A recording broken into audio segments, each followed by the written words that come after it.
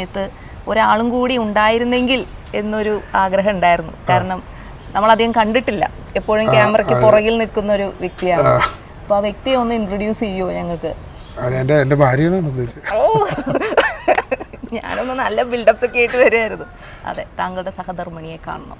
എൻ്റെ സഹധർമ്മിയെ കാണണം, സംസാരിക്കണം, പല കാര്യങ്ങളും ചോദിച്ചറിയാനുണ്ട്. നേരത്തെ എൻ്റെ അടുത്ത് സിദ്ധു പറഞ്ഞു, താടിയും മീശയും വെച്ചാൽ മാത്രമാണോ ഫാമിലി മാൻ ആവുക? അല്ല, ഫാമിലി മാൻ ആവാൻ ഇനിയും അവസരമുണ്ട്. അപ്പോൾ നമ്മൾ ഇതുവരെ കാണാത്തൊരാളുണ്ട് സിദ്ധുവിൻ്റെ ഫാമിലിയിലെ ഒരു പുതിയ ആളല്ല, നമുക്ക് പുതിയ ഒരു ഫേസ് ആണ്. അപ്പോൾ ആളെ നമ്മളിവിടെ ഇൻട്രൊഡ്യൂസ് ചെയ്യാൻ പോവാണ്. അപ്പോൾ എനിക്ക് തോന്നുന്നു എന്നേക്കാൾ നല്ലത് സിദ്ധു തന്നെയാണോ ഇൻട്രൊഡ്യൂസ് ചെയ്യാൻ? ആണ്. അന്നങ്ങ് കാച്ചിക്കോ. സുജീന ഒരു എൻ്റെ വണ്ടർ വുമൻ ആണ്. ഞാൻ പറഞ്ഞതാ, ഞാൻ അങ്ങോട്ട് സിദ്ധുവിൻ്റെ അടുത്ത് പറഞ്ഞു. കാരണം പറഞ്ഞു സിദ്ധുവിൻ്റെ ഇൻസ്റ്റാ പേജ് നമ്മളിങ്ങനെ റോൾ ചെയ്യുമ്പോൾ കാണാം, ചില പെർട്ടിക്കുലർ പിക്ചേഴ്സ് വരുമ്പോൾ നമുക്കിങ്ങനെ ഈ റെഡ് കളർ ലിറ്റിൽ ഹാർട്ട്സ് ഇങ്ങനെ ഫ്ലോട്ട് ചെയ്തും പറന്നൊക്കെ പോകുന്നു. Happy birthday my wonder woman, happy anniversary my wonder woman. അപ്പോൾ നമുക്ക് ഈ വണ്ടർ വുമണെ ഒന്ന് കാര്യമായി പരിചയപ്പെടണം. എന്താ പറയുന്ന junior wonder woman. MA Bharatanatyam second round.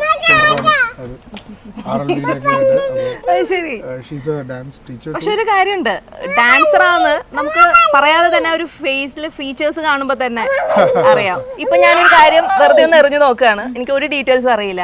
Palakkad, Tamil ആ സൈഡ് ഒന്നുമല്ല എന്ന് പറഞ്ഞു കഴിഞ്ഞു. സുജി മറ്റേ അറ്റം ഓഫ് കേരളത്തിൽ നിന്നാണ്, കാസർഗോഡ് നിന്നാണ്. ആ ഏരിയ ശരിക്കും കണ്ടു കഴിഞ്ഞാൽ ഒരു ആ മൂക്കുത്തിയും അതൊക്കെ കാണുമ്പോ ഒരു ലുക്ക്, ബിന്ദിയും ഒക്കെ ആയിട്ട് മധുരയിൽ നിന്ന് വന്ന ഒരു നർത്തകി. അപ്പൊ എങ്ങനെയാ ഇപ്പൊ പ്രാക്ടീസ് ഉണ്ടോ? അതോ ഉണ്ടല്ലേ? പ്രോഗ്രാം ചെയ്യുന്നുണ്ട്, കച്ചേരി ചെയ്യുന്നുണ്ട്. ആഹാ, അപ്പൊ അതൊക്കെ ഇൻസ്റ്റയില് ഇടുന്നില്ലേ?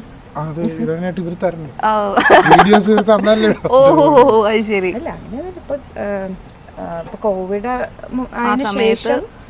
ഇതൊന്നും ഓൺലൈൻ പരിപാടികളൊക്കെ മാറി ഇപ്പോഴാണ് ഒന്ന് ഓക്കെ ആയി വരുന്നത്. അപ്പൊ നമുക്ക് സുജിയുടെ പെർഫോമൻസും കാണാം ഭാവിയിൽ ഇൻസ്റ്റയിലും. അല്ലെങ്കിൽ അങ്ങനെ എനിക്ക് അങ്ങനെ ഇൻസ്റ്റാ സ്റ്റാർ ആവാൻ വലിയ താല്പര്യമില്ല, റിയൽ ഇതില് പെർഫോം ചെയ്യണം എന്നാണ്, റീൽസ് അല്ലാതെ. അപ്പൊ ഇപ്പം കച്ചേരി തന്നെ തുടങ്ങി. ഓക്കെ, അതിന്റെ വീഡിയോസ് ആയാലും നമുക്ക് പെർഫോമൻസ് കാണണം എന്നാണ്.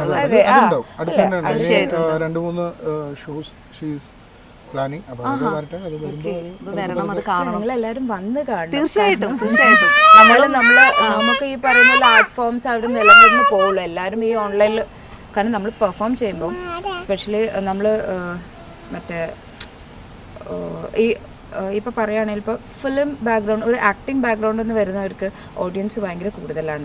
അല്ലാത്തവർക്ക് ഓഡിയൻസിനെ കിട്ടാൻ ഭയങ്കര ബുദ്ധിമുട്ടാണ്. ഇനി എത്ര വലിയ ആർട്ടിസ്റ്റ് ആയാലും ഞാൻ കണ്ടിട്ടുണ്ട്, ഇവിടെ എടപ്പള്ളി ചങ്ങമ്പുഴ പാർക്കിലൊക്കെ വലിയ ആർട്ടിസ്റ്റുകൾ വരും. ആ കൂടി first 2 rows 3 rows usual audience അല്ലാതെ ഈ ആരും വരാറില്ല. അതേസമയം ഒരു ആക്ട്രസ് വരികയാണെങ്കിൽ എല്ലാവരും നിറഞ്ഞിരിക്കും. അപ്പൊ അവർക്ക് ആർട്ടല്ല കാണണ്ട, ആർട്ടിസ്റ്റിനെയാണ് കാണേണ്ടത്. പക്ഷെ ഒരു കാര്യമുണ്ട് കേട്ടോ, ആർട്ട് കാണിക്കുന്നത് അത് കൂടുതലും എനിക്ക് തോന്നിയിട്ടുള്ള ആർട്ടിസ്റ്റിനെ കാണാനാണ്. അവര് വരുന്ന ആൾക്കാരൊക്കെ കണ്ടാൽ അറിയാം അവര് അതൊന്നും മനസ്സിലാവുന്നില്ല എന്ന് മാത്രമല്ല, ഒന്നുമില്ല, അവർക്ക് ഇവരെ ഒന്ന് കണ്ടാൽ മതി. ഭരതനാട്യമാണോ? ഞാൻ ഭരതനാട്യം, MA ഭരതനാട്യത്തിലാണ്. RLB അതിപ്പം എടുത്തെടുത്ത് പറയണ്ട, അത് വലിയൊരു അച്ചീവ്മെന്റ് അല്ലേ? അത് ഭർത്താവിനെ സംബന്ധിച്ചിടത്തോളം ഞാനൊരു റാങ്ക് ഹോൾഡറേ അല്ലായിരുന്നു. വീട്ടിൽ ഒരു റാങ്ക് ഹോൾഡർ മതി, 2 റാങ്ക് ആയിട്ട്. അത് കഷ്ടപ്പെട്ടിരുന്ന് പഠിച്ചതിന്റെ കൂടിയാണ്. പെർഫോമൻസ് മാത്രമല്ല, അക്കാഡമിക് വൈസിൽ, കാരണം പെർഫോമൻസ് ലെവൽ നോക്കുകയാണെങ്കിൽ എന്നെക്കാളും നന്നായിട്ട് പെർഫോം ചെയ്യുന്ന ഒരുപാട് പേരുണ്ടായിരുന്നു. പക്ഷെ നമ്മൾ മറ്റേ ബാക്കിയുള്ള കാര്യങ്ങളും കൂടി പിടിച്ചത് കൊണ്ടാണ് റാങ്ക് എന്നുള്ള. അങ്ങനെ സിദ്ധുവിന്റെ എങ്ങനെയാണ് ഒരു സപ്പോർട്ടും കാര്യങ്ങളൊക്കെ ഈ പരിപാടി, ഈ ഡാൻസ് പരിപാടി? സപ്പോർട്ട് അല്ല, ഒരു മോറൽ സപ്പോർട്ട്, നീ ചെയ്യ്, നീ പോ എന്നൊക്കെ പറഞ്ഞു. അല്ല, അതല്ല, അതില്ലേ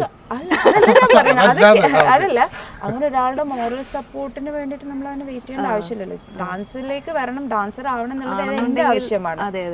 അപ്പം ഞാൻ അതിലായിട്ട് മുന്നോട്ട് പോകും.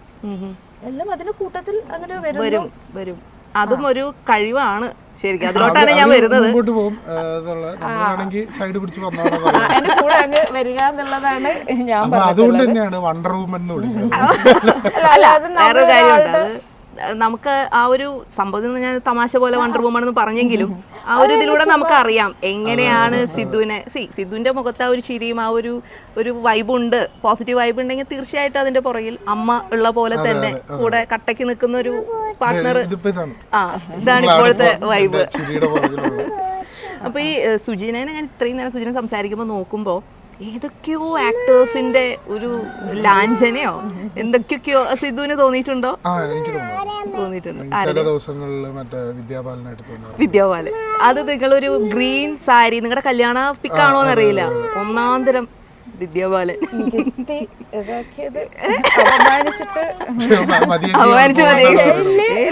അത് അത്തരം ഫീച്ചേഴ്സ് അപ്പൊ പറയാൻ പറ്റില്ല ഇനി എന്നാണ്. വിദ്യാബാലൻ മാത്രമല്ല കേട്ടോ, അത് വെറുതെ പ്രശംസിക്കരുതല്ലോ ഭാര്യനെ. പക്ഷെ എന്തായാലും ഭയങ്കര അല്ലെ. ഞാൻ ചോദിക്കാൻ വന്നത്, ഇപ്പം ഒരു ഡാൻസറാണ്, ഒരു കലാകാരിയാണ്. അപ്പൊ ചെന്ന് പെട്ടിരിക്കുന്നത് ഒരു സിംഹത്തിന്റെ മടയിലേക്ക് എന്ന് വേണമെങ്കിൽ പറയാം. അച്ഛനായാലും അമ്മയായാലും സിദ്ധു ആയാലും തിരിച്ചാണ്. ഞാൻ ഒരു സിംഹത്തിന്റെ മടയിലാണ് ചെന്ന്. അപ്പൊ അത് ഇപ്പൊ പിന്നെ ഭാര്യ, മരുമകൾ, ആ ഒരു കുടുംബിനി ഇപ്പൊ ഭയങ്കര സക്സസ്ഫുൾ ആയി. അതെങ്ങനെയാ അതിന്റെ ഒരു മോഡ് ഓഫ് ഓപ്പറാൻഡ് എങ്ങനെയായിരുന്നു? ടിപ്സ് ഉണ്ടെങ്കിൽ കിട്ടിയ. ഇല്ല, ഒന്നുമില്ല. നമുക്ക് നമ്മുടെ എന്താ പറയാ, നമ്മുടെ എയിം അതെപ്പോഴും മുന്നേ കണ്ടിട്ട് തന്നെയാണ്. അതിന്റെ കൂടെ തന്നെ നമ്മൾ ബാക്കി എല്ലാ കാര്യങ്ങളും കൊണ്ടു നടക്കണം. ബട്ട് ഏറ്റവും എൻ്റെ ഒരു അൾട്ടിമേറ്റ് ഗോൾ എന്ന് പറയുന്നത് എപ്പോഴും എനിക്കൊരു പെർഫോമർ ആവുക എന്നുള്ളതാണ്. പക്ഷെ എന്ന് വെച്ചിട്ട് ഞാൻ എൻ്റെ ഫാമിലി ലൈഫിലേക്ക് ഒരു ഇതും വരുത്തരുത്, അതും ബാലൻസ് ചെയ്ത് കൊണ്ടുപോവാം. അതുകൊണ്ടാണ് ഞാനിപ്പോൾ അതിന് വേണ്ടിയിട്ടാണ് എനിക്ക് സ്റ്റുഡൻസ് ആയാലും എനിക്ക് ക്ലാസ്സസ് ആയാലും എൻ്റെ എല്ലാത്തിനും ഒരു ഇത്ര ലിമിറ്റഡ് ആൾക്കാരേ ഉള്ളൂ. അല്ലാതെ ഓടി നടന്ന് ക്ലാസ് എടുക്കുക, ഓടി നടന്ന് പെർഫോം ചെയ്യാനോ ഞാൻ പോവാറില്ല. എന്നാലും എനിക്ക് ബാലൻസ് കണ്ടെടുക്കാൻ പറ്റുള്ളൂ. പിന്നെ അതിനേക്കാളും കൂടുതൽ എനിക്ക് ഒരു ടൈം വേണം,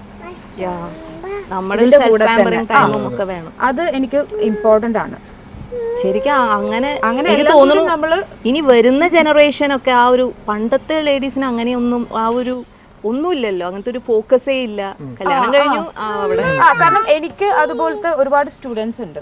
അതായത് പണ്ട് വലിയ ഡാൻസേഴ്സ് ആയിരുന്നു, ഗ്യാപ്പ് കഴിഞ്ഞു, പിന്നെ ഗ്യാപ്പ് വന്ന് അവര് മിക്കവാറും ഈ വന്നവരൊക്കെ അവരുടെ കുട്ടികളെ ആയിരിക്കും എൻ്റെ അടുത്ത് കൊണ്ടുവിട്ടത്. നമ്മൾ സംസാരിച്ചു വരുമ്പോഴായിരിക്കും ഇവരൊക്കെ വലിയ ഡാൻസേഴ്സ്. ഇപ്പൊ സത്യം പറഞ്ഞാല് കുട്ടികൾ, അമ്മമാർ, അങ്ങനെയാണ് ഒരു ബാച്ച്. ഡാൻസ് ക്ലാസ് ഞാൻ തൃപ്പൂണിത്തുറ. ഇല്ല, എനിക്ക് സ്വന്തമായിട്ട് ഇതുവരെ ഞാൻ തുടങ്ങിയിട്ടില്ല. കാരണം എനിക്ക് എന്റേതായ ക്ലാസ് തുടങ്ങുമ്പോൾ അതിന്റെ റെസ്പോൺസിബിലിറ്റി വേറെ വരും. അല്ല, ഞാൻ ഉദ്ദേശിക്കുന്ന സ്പേസ്, ആ ഒരു ഇത് അതെനിക്ക് ഞാൻ ഉദ്ദേശിക്കുന്ന ഒരു രീതിയിൽ കിട്ടണം. ഞാൻ സ്വന്തമായി തുടങ്ങുമ്പോൾ അങ്ങനെ ഒരു സ്പേസ്, അപ്പൊ അതിന് സെർച്ചിങ് ആണ്. അത് കിട്ടുമ്പോൾ ഇപ്പൊ കിട്ടും. അതാണ് അതൊരിക്കലും അങ്ങനെ ഒരു സ്വന്തമായിട്ട് തന്നെ. അത് ഞാനൊരു കാര്യം പറയട്ടെ, അത് ആ ഒരു പേര് കൃത്യമായിട്ട് അന്വർത്ഥമാണ് ശരിക്കും. അതുകൊണ്ട് തന്നെയാണ് എപ്പോഴും ഞാൻ ഇന്നാളുടെ ഭാര്യ എന്ന് പറയാതെ തന്നെയാണ് കാര്യങ്ങളെല്ലാം മുന്നോട്ട് പോയിട്ടുള്ളതും വളരെ.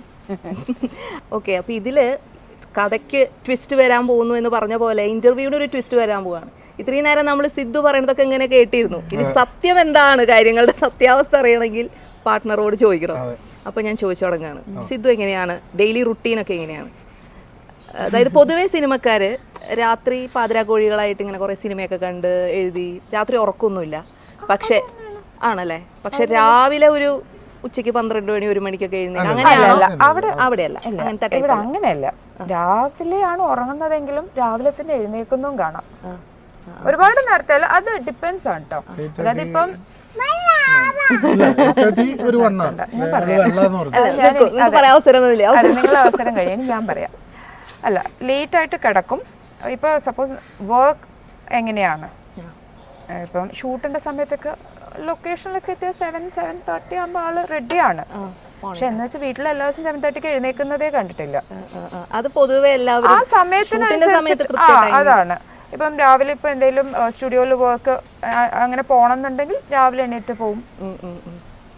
അല്ലാത്ത ദിവസം മടി പിടിച്ച് ഫ്രീ പക്ഷെ ഇപ്പൊ പണ്ടൊക്കെ കിടക്കാൻ സമ്മതിക്കുമായിരുന്നു. ഇപ്പൊ മോളുള്ളത് കൊണ്ട് രാവിലെ നടക്കില്ല.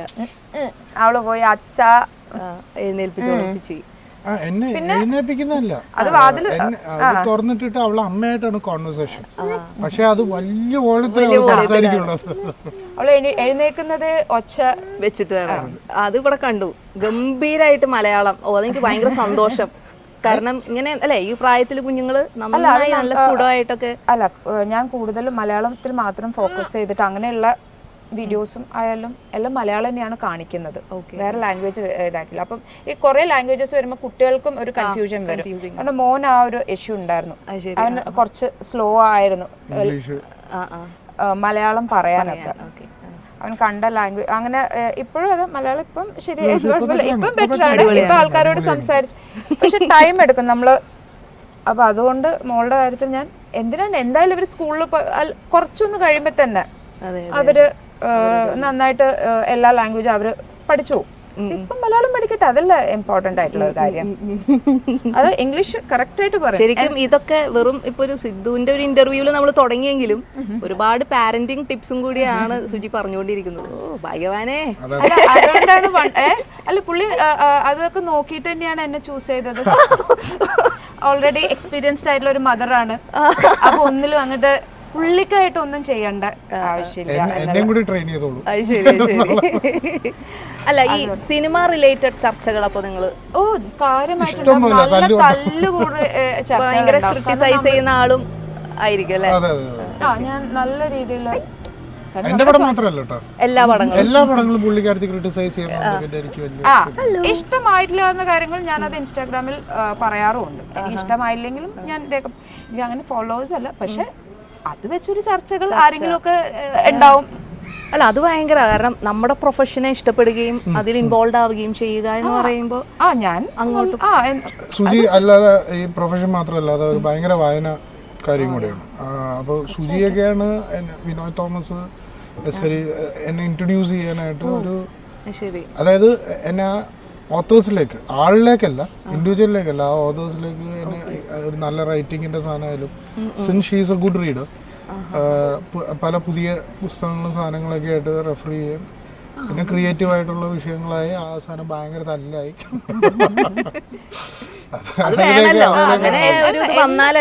അതാണല്ലോ എന്ത് കാര്യത്തിലും, പൊളിറ്റിക്സ് ആയാലും അതെ, രാഷ്ട്രീയത്തിലൊക്കെ നല്ല തല്ലാണ്. ഇതൊരു പ്രസ്ഥാനമാണ്.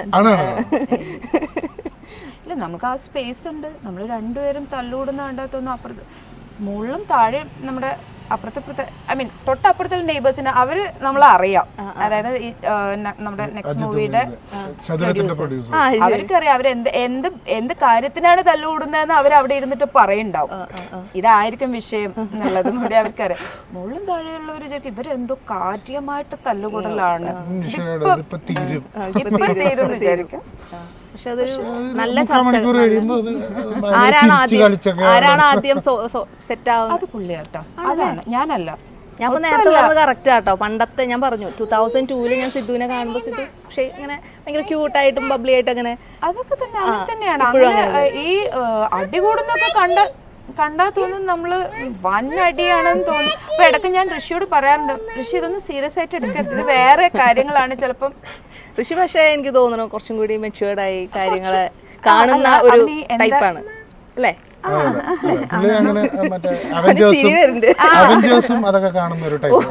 അതിന്റെയൊക്കെ മാർവൽ എല്ലാം അച്ഛന്റെ മൂവീസ് ഒക്കെ എങ്ങനെ, ഏതാണ് ഇഷ്ടം? അച്ഛൻ ചെയ്ത മൂവീസ് മലയാളം പടങ്ങളോടൊന്നും വലിയ ജിന്നല്ലേ, അതാണ് അവന് വെയിറ്റ് ചെയ്യണ ഒരു പടം. സത്യം. കാരണം അതിന്റെ ലൊക്കേഷനിൽ വന്നിട്ടുണ്ട്. പിന്നെ അതിൽ എന്തൊക്കെ ഭയങ്കര കളേഴ്സും പിന്നെ സൗബിക്കയുടേതായിട്ടുള്ള കുറെ കാര്യങ്ങളും. പുള്ളിക്ക് അതാണ് അവൻ മൂവി ആ ഒരു പ്രോസസ്സ് കണ്ടത് കൊണ്ടും കൂടി അവനത് പെട്ടെന്നൊന്ന് കാണണം നല്ല ആഗ്രഹമുണ്ട്. അല്ലാതെ അവൻ മലയാളം പടം അവൻ ശരിക്കും ദിലീപ് ഫാനാണ്. ആ ഹാർഡ് കോർ ആയിരുന്നു ഞങ്ങൾ. കാരണം ഇവൻ ചെറുതുണ്ടാകുമ്പോൾ ഞാൻ CID മൂസ അങ്ങനെയുള്ള പടങ്ങളുണ്ടല്ലോ, വരുന്നല്ലോ അല്ലേ ഇനി മറ്റേ റിംഗ് മാസ്റ്റർ, ഇതൊക്കെ ഞാൻ കണ്ടതിന് എത്ര പിള്ളേർക്ക് ഭയങ്കര ഇഷ്ടമാണല്ലോ അല്ലേ. ഓക്കെ, അപ്പൊ എന്തായാലും ശരിക്കും ഉണ്ടല്ലോ സംഗതി ഇത്രയും ലെവലിലോട്ട് വരുന്നു. ഞാൻ വിചാരിച്ചത് എന്താണെന്നറിയോ, സുജി വരും ഇരിക്കും, അയ്യോ ഞാനൊന്നും ഇന്റർവ്യൂനൊന്നും പറയില്ല. എനിക്ക് തോന്നുന്നു നമുക്ക് നമ്മുടെ നമ്മുടെ ഫേസ് ഒക്കെ കണ്ടപ്പോ ഒരു പാവം കുട്ടി അധികം സംസാരിക്കില്ലായിരിക്കും എന്നുള്ളൊരു തോട്ടായിരുന്നു. നിങ്ങൾ ഇങ്ങനെ ഒളിപ്പിച്ച് വെച്ചിരിക്കുന്നതാണല്ലേ ആളെ.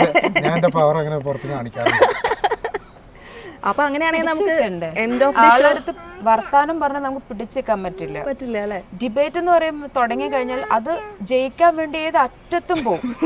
പിന്നെ ഞാനും അതിനെ പഠിച്ചു. കാരണം പറയുന്ന കാര്യത്തിന് ചിലപ്പോ ഭയങ്കര നോൺസെൻസ് ആയിട്ടുള്ള കാര്യങ്ങൾ വന്നുകൊണ്ടിരിക്കുന്നു. സംഭവം എന്താണെന്ന് വെച്ചാല് ഇത് ഭയങ്കര സീരിയസ് ആയിട്ട് പോകുന്നു കാണുമ്പോ ഞാൻ അപ്പൊ അത് ഓള ട്രാക്കിലേക്ക് എനിക്ക് ജയിക്കണം എന്ന് പറഞ്ഞ് ജയിക്കാൻ വേണ്ടിട്ട് ഒരു ഡിബേറ്റിന് ഏത് അറ്റം വരെ പോകുന്ന ആളാണ്. അപ്പൊ നമ്മളിങ്ങനെ ആ ഇതില് പക്ഷെ പറയാൻ പറ്റില്ല കേട്ടോ, ചിലപ്പോ അതായിരിക്കും നാളെ സിനിമയിൽ വല്ല ഷോർട്ടായിട്ട് സീനായിട്ടൊക്കെ ആഡ് ചെയ്യാൻ പോണത് സിദ്ധു അല്ലേ. എന്തൊക്കെയോ വന്നിട്ടുണ്ട് അങ്ങനെ ചന്ദ്രേട്ടനിലുണ്ടോ ഇതിലുണ്ട്.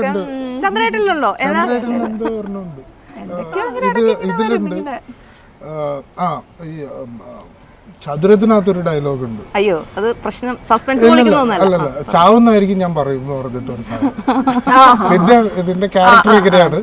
അപ്പൊ ഇതാണ് ഇത് ഞാൻ ചാവുന്നായിരിക്കും പറയുന്നത്. അപ്പൊ അത് ഞാൻ ഇവളുടെ ഡയലോഗാണ്. പക്ഷെ അത് ഗുണമാണ് എല്ലാം. അല്ല സിനിമക്കാർക്ക് ലൈഫിൽ ഉണ്ടാകുന്ന എല്ലാ അനുഭവങ്ങളും ശരിക്കും ഒരു മുതൽക്കൂട്ടാന്ന് വേണമെങ്കിൽ പറയാം. കാണുന്ന പരിചയപ്പെടുന്ന വ്യക്തികളായാലും അതാണ് ഈ സിനിമ എന്ന് പറയുമ്പോഴേ നമ്മുടെ ലൈഫിൽ നടക്കുന്ന ഏതോ ഒരു സിറ്റുവേഷനിൽ കുറച്ച് എക്സാജറേറ്റ് ചെയ്ത് പറഞ്ഞാണ് ഈ സിനിമ. പക്ഷെ റിയൽ ലൈഫ് ഇതിലും കൂടുതലാണ് ഫിക്ഷൻ. റിയൽ ലൈഫിൽ നമുക്കത് ഒരിക്കലും പ്രെഡിക്റ്റ് ചെയ്യാൻ പറ്റില്ല. ചിലപ്പോൾ നമ്മളത് സിനിമ കാണിച്ചു കഴിഞ്ഞാൽ ഇങ്ങനെ റിയൽ ലൈഫിൽ നടക്കില്ല എന്ന് പറയുകയും ചെയ്യും. പക്ഷെ അത് യഥാർത്ഥത്തിൽ റിയൽ ലൈഫിൽ നടന്നതായിരിക്കാം അത്. അപ്പോൾ ഈ ഇൻസ്പിറേഷൻ ഓഫ് ചില സിറ്റുവേഷൻസോ ചില സീൻസോ ഇസ് ഓൾവേസ് അറൗണ്ട് us. നമ്മുടെ ചുറ്റിനുമുള്ള ഒരു റിഫ്ലക്ഷൻ ആണ് ഇത്. ഇപ്പം ഞാൻ അപ്പൊളിറ്റിക്കലായിട്ടുള്ളൊരു ഫിലിം മേക്കറാണ് ഞാൻ. ഒരു ഇതിനോടും ഞാൻ ഒരു ചായ്വ് സാധനം ഒരു ചില സോഷ്യലിസ്റ്റ് സൈഡിലേക്ക് ഉണ്ടെങ്കിലും ഐ ഡോണ്ട് ബിക്കോസ് നമ്മൾ ഹ്യൂമൻസ് അല്ലെങ്കിൽ മനുഷ്യരുടെ കഷ്ടപ്പാടും അതിനകത്ത് നടക്കുന്ന ഒരു സിനിമാറ്റിക് സാധനമാണ് നമ്മളെടുത്ത് സിനിമയാക്കുന്നത്. അപ്പോൾ അതിൽ നമ്മൾ ഒരു പൊളിറ്റിക്കൽ സൈഡിലേക്ക് പോയി കഴിഞ്ഞാൽ ഇതൊരു biased it can be like that. But അതങ്ങനെ ആവരുതെന്നുള്ളതിൻ്റെ ഒരു സാധനമുണ്ട്. നമ്മളെപ്പോഴും ആർട്ടിസ്റ്റാണ്. വി ആർ ഡെപ്പിക്റ്റിംഗ് ഈ ലൈഫിൽ നിന്ന്. അപ്പോൾ എന്നും ആര് വന്നാലും ഒരു വിഭാഗക്കാരുണ്ട് ഡൗൺ റോഡൻ ആയിട്ടുള്ള. എനിബഡി ഹു കംസ്, ആര് വന്നാലും അത് സംഭവിക്കുക തന്നെ ചെയ്തുകൊണ്ടിരിക്കും ലൈഫിൽ. അപ്പോൾ അതിനെ ഡെപ്പിക്റ്റ് ചെയ്യണമെങ്കിൽ നമ്മൾ അപ്പൊളിറ്റിക്കൽ ആയാലേ നമ്മൾ അങ്ങനത്തെ ഒരു സാധനത്തിൽ നിൽക്കാൻ പറ്റുള്ളൂ. അപ്പോൾ ആ ഒരു ധാരണയൊക്കെ കൂടുതലും ഞങ്ങളുടെ തർക്കത്തിൽ നിന്നാണ്. അല്ല അതും ഒരു ഇതാണ്. കാരണം ഇങ്ങനെ ഞങ്ങൾ ഇങ്ങനെ ഓരോ കാര്യങ്ങളെ കുറിച്ച് തർക്കിക്കുമ്പോഴായിരിക്കും ഞാനും അപ്പോൾ അപ്ഡേറ്റഡ് ആയിരിക്കണം. പറയുന്ന കാര്യങ്ങൾ വാലിഡ് പോയിന്റ്സ് ആയിരിക്കണം. എനിക്കും ഈ പറയുന്ന പോലെ പിടിച്ച് നിന്നേ പറ്റും. അപ്പം ഞാനും കുറച്ചും കൂടി റെഫർ ചെയ്തൊക്കെ വന്ന് ചില കാര്യത്തിൽ പറയും ആ കേസ് ഞാൻ പഠിച്ചിട്ടില്ല, ഞാൻ ചിലപ്പോൾ രാവിലെ തുടങ്ങും. രാവിലെ പത്രം വായിക്കുന്നതോടുകൂടി രാവിലെ അവിടെ ഞാനിങ്ങനെ ഒന്ന് സമാധാനം ചിലപ്പോൾ ഇരിക്കുന്നേ ഉണ്ടാവുള്ളൂ. പുള്ളി രാവിലെ എണീറ്റ് പേപ്പർ കണ്ടോ തുടങ്ങി. അപ്പൊ ഞാൻ പറയും ഞാൻ അതിനെ കുറിച്ച് പഠിച്ചിട്ടില്ല. കുറച്ചു നേരം തർക്കിക്കൂട്ടോ. അപ്പൊ ഞാൻ ഭയങ്കരമായിട്ട് കേറുന്നുണ്ടെന്ന് കാണുമ്പോഴത്തേക്ക് അവള് പറയും ഞാൻ ആ കേസ് പഠിച്ചിട്ടില്ല, ഞാൻ പഠിച്ചു തരാം, വൈകുന്നേരം നമുക്കിരിക്കാം. പിന്നെ ഞാൻ വൈകുന്നേരം വീട്ടിലേ ഉണ്ടാവുള്ളല്ലോ ഇത് പറഞ്ഞു കഴിയുമ്പോ. അല്ല 2 ചാനൽ ചർച്ചകൾ കഴിയുമ്പോഴൊക്കെ നമുക്ക് കുറച്ചും കൂടി ഒരു ക്ലാരിറ്റി കിട്ടും. പ്ലസ് നമ്മൾ അതിൻ്റെതായ ഇതൊക്കെ ചെയ്യുമ്പോൾ പറയേണ്ട പോയിന്റ്സ് നമുക്ക് കിട്ടുമല്ലോ. ഇത്രയും കാലം എവിടെയായിരുന്നു? എന്റെ കൂടെ തന്നെ ഉണ്ടായിരുന്നു. ഇവിടൊക്കെ തന്നെ വളരെ സ്വസ്ഥമായി ജീവിക്കുന്നതായിരുന്നു. ശരിക്കും അത് ശരിക്കും ഉണ്ടല്ലോ സിദ്ധു, ഇതിപ്പോ ഇത്രയും നേരം നമുക്ക് കോമഡി പറഞ്ഞു, ഇങ്ങനെ ഒരു പാർട്ട്ണറിനെ കിട്ടണമെങ്കിലുണ്ടല്ലോ അത്ര മാത്രം പ്ലസ് ചെയ്യണം. കാരണം നമുക്ക് പുറത്തെവിടെയും പോകേണ്ട ഒരു കാര്യത്തെ പറ്റി ഡിസ്കസ് ചെയ്യാൻ, ഒരു കാര്യത്തെ പറ്റി ചർച്ച ചെയ്യാൻ നമ്മുടെ വീടിൻ്റെ അകത്ത് തന്നെ ഉണ്ട്. ശരിക്കും മെയ്ഡ് ഫോർ ഈച്ച് അതർ, കണ്ണു വയ്ക്കല്ലേ, മെയ്ഡ് ഫോർ ഈച്ച് അതർ തന്നെയാണ് ആ ഒരു ഇതിങ്ങനെ തന്നെ പോട്ടെ.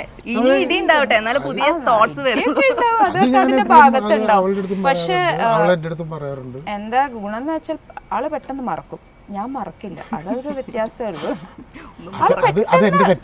അല്ലല്ല, അത് അതുകൊണ്ടാണ് അത് ബാലൻസ് ആയിട്ട് പോകുന്നത് തന്നെ. അത് വരുമ്പോ പിന്നെ നമ്മൾ എന്തിനായി പിടിച്ചിങ്ങനെ അങ്ങോട്ട് ലൂസായും. ഞാൻ കുറച്ചു നേരം ഒന്ന് മസിൽ പിടിച്ചിരിക്കുന്ന സ്വഭാവം.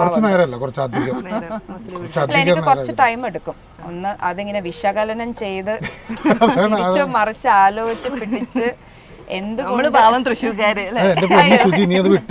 അതാണ് നീ അതില് അത് വിട്ട് എന്നൊക്കെ പറഞ്ഞു. പിന്നെ ആ പുള്ളി ഇങ്ങനെ വരുന്നതും അങ്ങനെ പരിങ്ങി പരിങ്ങി നിക്കുന്നുണ്ടാവും. അപ്പൊ എനിക്കിപ്പോ ശരിക്കും വിഷ്വല് കാണാം സിദ്ധു പരിങ്ങി പരിങ്ങി. വീട്ടിലെ സമാധാനം എല്ലാം പുറത്തു വന്നു കേട്ടോ. ലോകത്ത് എന്ത് ബോംബ് വീണാലും വീട്ടില് സമാധാനം ഉണ്ടെങ്കിൽ നമുക്ക് പിന്നെ പിടിച്ചേക്കാം. ഇനിയിപ്പോ ലോകത്ത് വളരെ പീസ്ഫുൾ ആണ്, വീട്ടില് കുറച്ചുപോലെ സമാധാനം ഉണ്ടെങ്കിൽ തീർന്നു കത്തിക്കല്. അപ്പൊ അത് തിരിച്ചറിഞ്ഞ മൊമെന്റ് മുതൽ ഞാനിങ്ങനെ പുള്ളിക്കാരത്തിയുടെ നല്ലൊരു ഞാൻ ഭയങ്കരമായിട്ട് എന്താ പറയുക ഇൻസ്പയർഡ് ആയി. അല്ലെങ്കിൽ നിങ്ങളുടെ ഫാനായിരുന്നു, സിദ്ധുവിന്റെ ഫാനായിരുന്നു, പക്ഷെ ഫാമിലിയുടെ ഫാനായിരുന്നു വേണമെങ്കിൽ പറയാം. അപ്പം അങ്ങനെ അപ്പോൾ ഭയങ്കര ഹാപ്പി. ഇതുപോലെ തന്നെ നല്ല ഇടിയൊക്കെ ഉണ്ടായി, പുതിയ പുതിയ ഐറ്റംസും കൊണ്ടുപോയോ. നമ്മള് ചതുരവും രാത്രി ഭയങ്കര വഴക്കിലാണ് തീർന്നത്. രാവിലെ വരുമ്പോ ഡോർ തുറന്ന് വരുമ്പോ ഇന്നലെ എന്താ പറഞ്ഞതെന്ന് ഓർമ്മയില്ല. സോഫയിൽ ഇരിപ്പുണ്ട്, ഇവളും ഉണ്ട്. ഞാനൊരു ചിരിച്ചു, ഇവളും ഒരു ചിരിച്ചു. അപ്പൊ തന്നെ ഓക്കെ സെറ്റായി. ഇനിയിപ്പോ വേറെ അവിടെയാണ് പുള്ളി ഓക്കെ രാവിലെ എന്റെ മുഖം എങ്ങനെ ഇരിക്കുന്ന ആദ്യം നോക്കും. അതാണ് അതിനനുസരിച്ചിട്ട് പുള്ളി ഇങ്ങനെ. അപ്പൊ ഞാൻ ഇന്നലെ എന്തെങ്കിലും പറഞ്ഞോ അല്ല, ചില സമയത്തൊക്കെ ഇങ്ങനെ ഈ പറയുമ്പോൾ എനിക്കും മനസ്സിലാവും. ചിലപ്പോൾ ഒരു പോയിന്റ് കഴിഞ്ഞ് പുള്ളി പറയുന്നത് ചുമ്മാ പറഞ്ഞുകൊണ്ടിരിക്കുകയാണ്. പിന്നെ ആൾക്കെന്നെ ഓർമ്മ ഉണ്ടാവില്ല. രാവിലെ ആകുമ്പോൾ ഞാൻ ഇന്നലെ എന്താ പറഞ്ഞ ഒക്കെ പറയും. പക്ഷെ എന്തായാലും സിദ്ധു ഒന്നാമത് ഭയങ്കര എക്സൈറ്റഡ് ആയിരുന്നു. ഞാൻ സ്റ്റാർട്ടിങ്ങിൽ തന്നെ പറഞ്ഞു, വർഷങ്ങൾക്ക് മുമ്പ് സിദ്ധുവിനെ കണ്ടിട്ട് സംഗതി നമ്മളും ഈ സിനിമയുടെ ചുറ്റിപ്പറ്റിയൊക്കെ നടക്കുന്ന ആളാണെങ്കിലും ഇങ്ങനൊരു നല്ലൊരു അവസരത്തിൽ വീണ്ടും കാണാൻ സാധിച്ചു. ഞാൻ തമാശ പോലെ പറഞ്ഞു, ഇപ്പൊ ഫാമിലി മാൻ പോലെയൊക്കെ ആയി എന്നൊക്കെ പറഞ്ഞപ്പോ എന്നോട് പറഞ്ഞു, താടിയും വെച്ച ഫാമിലി മാൻ ആവും എന്നൊക്കെ അങ്ങനെ ചോദിച്ചു. അതാണ് പലർക്കും ഈ പറയുന്ന പോലെ എന്താണ് പുള്ളിനെ കുറിച്ച് അറിയില്ല. താടി മീശയൊക്കെ വെറും ഒരു അതൊരു മറയായിട്ട് പുള്ളി കൊണ്ടു നടക്കുന്ന സീരിയസ് അല്ല, അതിന്റെ ഉള്ളിലൊരു വെരി പാവമായിട്ടുള്ള ഒരു മനുഷ്യൻ. അതിന് വലിയ ഒരു മാറ്റമില്ല. ദേഷ്യം വരും, ഭയങ്കര ദേഷ്യം വരും. ദേഷ്യമാണ് ആകെ എനിക്കൊരു അതല്ലാതെ ശരിക്കും ഒരുപാട് ദേഷ്യപ്പെടുന്നവരുണ്ടല്ലോ. അതാണ് അങ്ങനെ ഒരു എക്സ്പ്ലനേഷൻ ഉള്ളതുകൊണ്ടാണ് ഞാൻ ജീവിച്ചു പോകുന്നത്. അല്ല ശരിയാണ്. കാരണം അതുകൊണ്ടാണ് ഈ ഭയങ്കരമായിട്ട് പൊട്ടിത്തെറി നടക്കുന്നത്. ഭയങ്കരമായിട്ട് അങ്ങോട്ട് റേസ് ആവും, പക്ഷെ അടുത്ത സെക്കൻഡ് അത് മറക്കും. അപ്പോഴാണ് പക്ഷെ എനിക്കൊന്നും അങ്ങനെ അത്ര പെട്ടെന്ന് നോർമൽ ആവാൻ പറ്റില്ല. പുള്ളി അത് അടുത്ത സെക്കൻഡിൽ മറന്ന്. പക്ഷെ അതിന് ആ ചിരി പറഞ്ഞ കുറെ സമയം പറയാൻ പറ്റില്ല കേട്ടോ. ഇനി ഏത് പടത്തിലാണ് ഭാര്യയെ ലോഞ്ച് ചെയ്യാൻ പോകുന്നത് ലോഞ്ച് ചെയ്യണില്ല. ലോഞ്ച് ചെയ്യണ്ട, റെഡി ആയിട്ടാണ് നിൽക്കുന്നത്. അല്ല ഞാൻ ഒന്ന് രണ്ടിങ്ങനെ നോക്കിയിട്ടുണ്ടായിരുന്നു. അപ്പൊ എനിക്ക് മനസ്സിലായി നമുക്ക് ചെയ്യാൻ പറ്റിയത് ചെയ്താൽ പോരെ. അല്ല ഇത് എന്താന്ന് അറിയാൻ വേണ്ടി ഞാനും ഒന്ന് രണ്ടെണ്ണത്തെ തല കാണിച്ചിട്ടുണ്ട്. പിന്നെ എനിക്ക് മനസ്സിലായി ആ പ്രോസസ്സ് ഇഷ്ടപ്പെടണം. ആ പ്രോസസ്സ് ഇഷ്ടപ്പെടുന്നില്ലെങ്കിൽ അത് ആ പ്രോസസ്സ് എന്താണെന്ന് അറിയാനായിരുന്നു. പിന്നെ അത് ഭയങ്കര അതിലും നമുക്ക് ഇൻട്രസ്റ്റിംഗ് ആയിട്ട് തോന്നി. നമ്മൾ കുറേ നാൾ കഷ്ടപ്പെട്ട് ഒരു കച്ചേരിക്ക് വേണ്ടിയിട്ട് ഒരു ഇത്രയും സെറ്റ് ചെയ്ത് കഷ്ടപ്പെട്ട് അത് ലൈവായിട്ട് തെറ്റുകൂടാതെ അത് ആ ലൈവായിട്ട് പെർഫോം ചെയ്യുമ്പോൾ അത് കഴിഞ്ഞ് വരുമ്പോൾ ആൾക്കാരുടെ റെസ്പോൺസും അത് എനിക്കത് ഭയങ്കര ഇതായിട്ട് തോന്നി. അതാണ് സിനിമ മേക്കിംഗ്. അവിടെ കുറെ ചേഞ്ചസ് വരുത്താം, ഈവൻ എഡിറ്റിംഗിൽ കുറെ ചേഞ്ചസ് വരുത്താം. ഇവര് കുറെ സിനിമയെ തൊട്ടൊന്നും പറയാൻ പാടില്ല കേട്ടോ. സിനിമയെ തൊട്ടൊന്നും പറയാൻ പാടില്ല. അപ്പൊ അവിടെ ശരിയാണ്. പക്ഷെ നമ്മള് പറയുമ്പോ എല്ലാം പറയണല്ലോ. ലൈവ് പെർഫോമൻസ് വേറെ, സിനിമ വേറെ, നാടകം പോലെ. അതെ അതെ. കാരണം അപ്പൊ തെറ്റിപ്പോയാൽ തെറ്റി. അപ്പൊ പക്ഷെ കിട്ടുന്ന ഇതങ്ങനെയല്ല, ടേക്സും റീടേക്സും അത് Perfect ആക്കി. കഴിഞ്ഞിട്ട് എഡിറ്റ് ചെയ്യുമ്പോൾ ഇവർക്ക് വേണമെങ്കിൽ അത് കട്ട് ചെയ്യാം. നമുക്ക് അങ്ങനെയുള്ള ഒരു ഓപ്ഷൻ ഇല്ല. നമ്മൾ എന്ത് ചെയ്തു അത് കഴിഞ്ഞു. അതാണ് കുറച്ചുകൂടി ഇൻട്രസ്റ്റിംഗ് ആയിട്ട് തോന്നിയത്. ഇനിയും ഒരുപാട് കാര്യങ്ങൾ ചോദിക്കാനും സംസാരിക്കാനൊക്കെ കണ്ടതിൽ ഒരുപാട് സന്തോഷം. എനിക്ക് മീറ്റ് ചെയ്യാൻ പറ്റിയതിൽ, പ്രത്യേകിച്ചും വണ്ടർ വുമനെ കാണാൻ പറ്റിയതിൽ ഒരുപാട് സന്തോഷം. ഇനിയും ഒരുപാട് പടങ്ങൾ ചെയ്ത് വീണ്ടും എനിക്ക് ഇന്റർവ്യൂ ചെയ്യാൻ ഒരു അവസരം തരണം. Thanks for coming. Thank you so much. Thank you. Happy Onam. Nice to meet you. Happy Onam.